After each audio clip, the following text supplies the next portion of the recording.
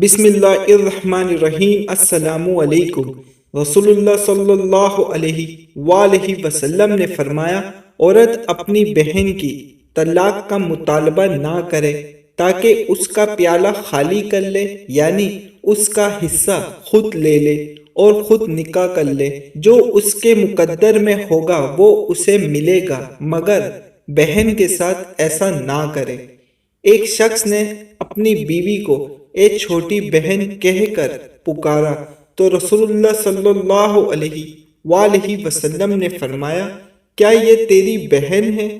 آپ صلی اللہ علیہ وآلہ وسلم نے اسے ناپسند فرمایا اور اس سے منع کیا۔